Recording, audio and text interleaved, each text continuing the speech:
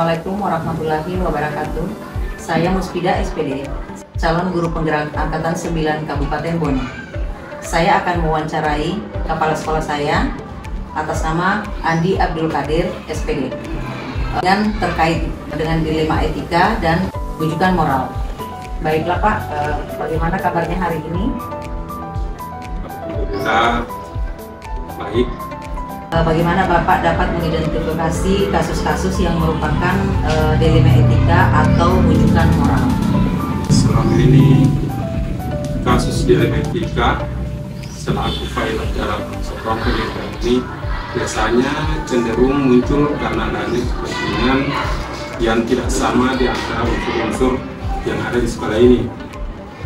Namun demikian, yang menjadi isu dan bahan diskusi dalam pembicaraan di antara unsur sekolah, hal tersebut menjadi bahan dan referensi untuk dibicarakan di tingkat sekolah dan disampaikan ke kepala sekolah. Bagaimana Bapak menjalankan pengambilan keputusan di sekolah Bapak, terutama untuk kasus-kasus di mana ada dua kepentingan yang sama-sama benar atau sama-sama mengandung nilai kebajikan? Selaku pengambil keputusan, yaitu pilot dalam sekolah ini, terkait dengan hal tersebut, saya selaku kepala sekolah akan melakukan suatu pendekatan komunikasi dan koordinasi. Oleh karenanya, sebagai pemimpin hanya menentukan dan mengambil keputusan, akan tetapi referensi dan indikator serta pertimbangan-pertimbangan dalam pengambilan keputusan tersebut dalam hal unsur di mana organisasi yaitu stakeholder internal jika berkenaan dengan hal-hal internal tersebut. Bagaimana langkah-langkah atau prosedur seperti apa yang Bapak lakukan selama ini?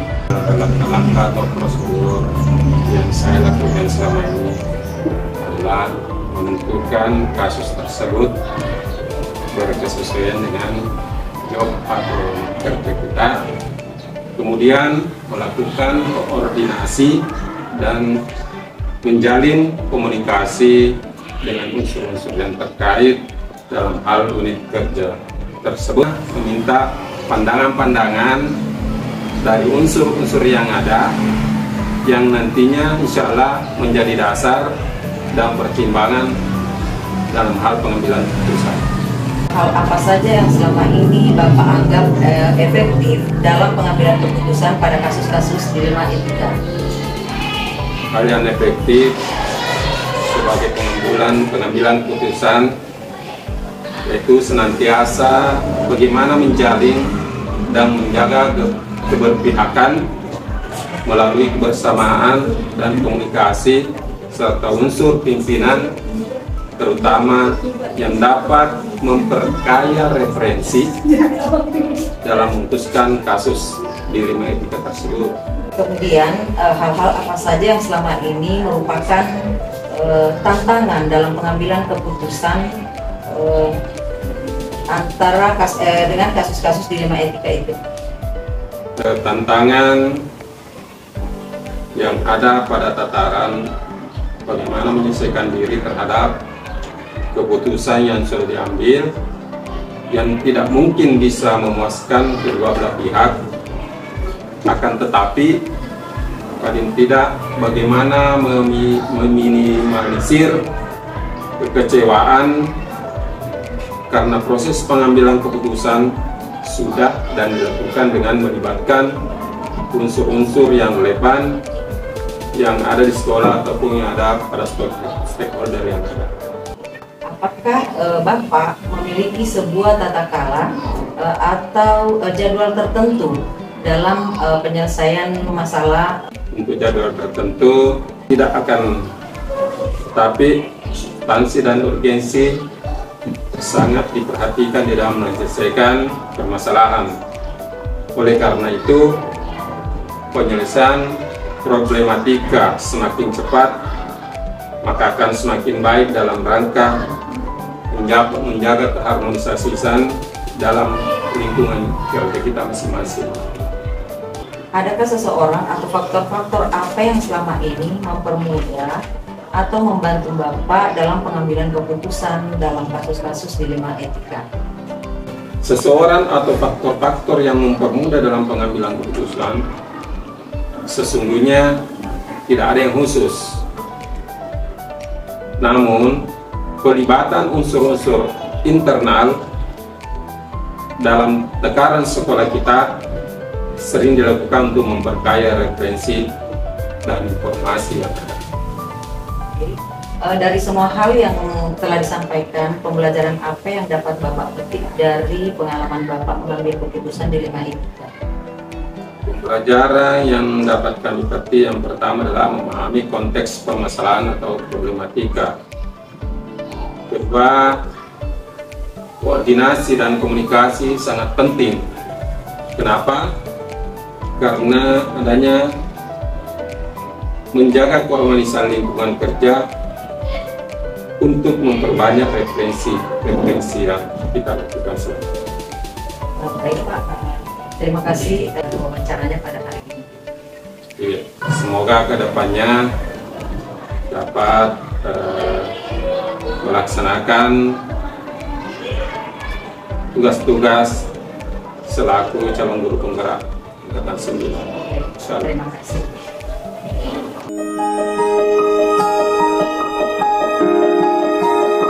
Saya akan mewawancarai Bapak Kepala Sekolah SD Negeri 18 Bajoe atas nama Muhadi SPD.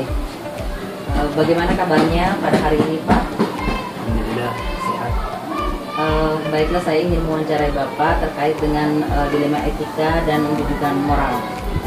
Selama ini bagaimana Bapak dapat mengidentifikasi kasus-kasus yang merupakan dilema etika atau bujukan moral? Ya, jadi selama ini saya sebagai kepala sekolah di sini kalau mau mengidentifikasi masalah kasus dilema etika maupun bujukan moral itu, kita melakukan langkah-langkah. Artinya kita tidak mesti langsung mengambil keputusan tersendiri, tapi ada langkah-langkah tersendiri yang saya lakukan. Misalnya dia itu dilema etika dan bujukan moral itu harus memang dibedakan dulu, yang mana kasus dilema etika, yang mana kasus bujukan moral. Ya, jadi misalnya yang pertama yang kita lakukan itu adalah menentukan dulu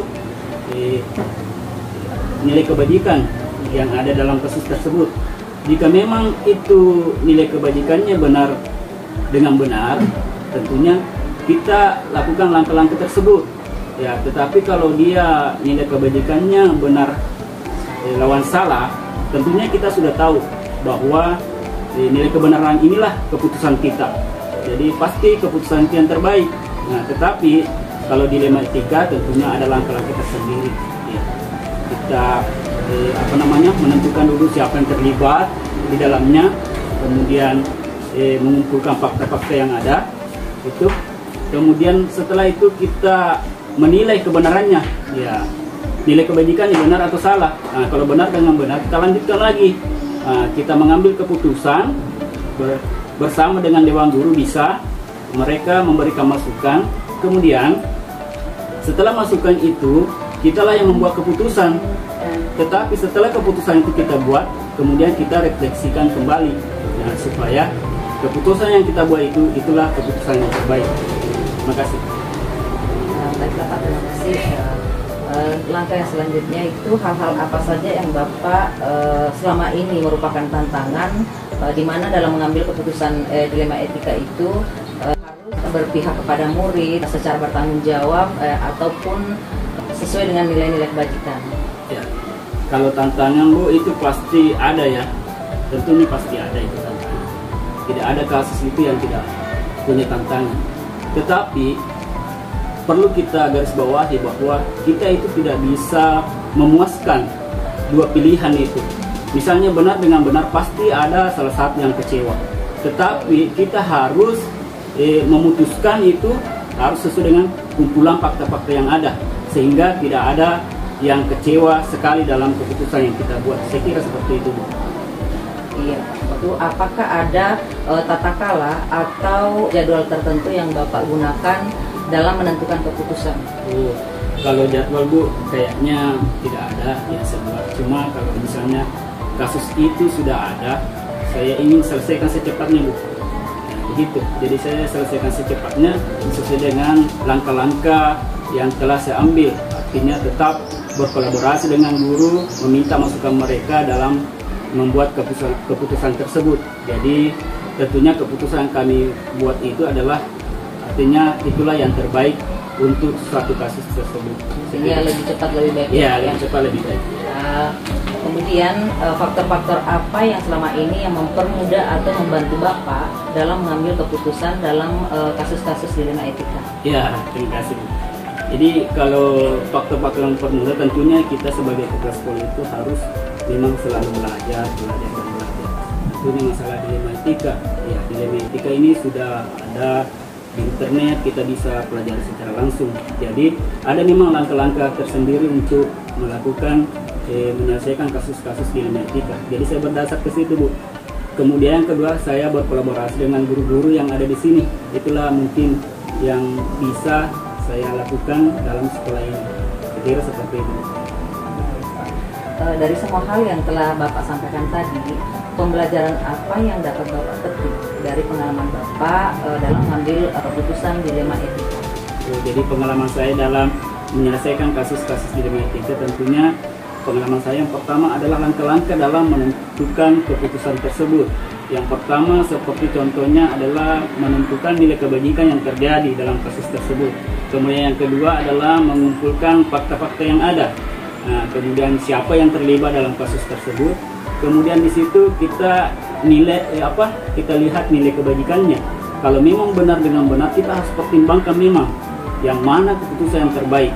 Nah, kemudian kita investigasi, kemudian kita mengambil keputusan, kemudian kita refleksikan lagi keputusan itu sehingga kita bisa mengambil keputusan yang bertanggung jawab. Cukup sekian wawancara pada hari ini Pak.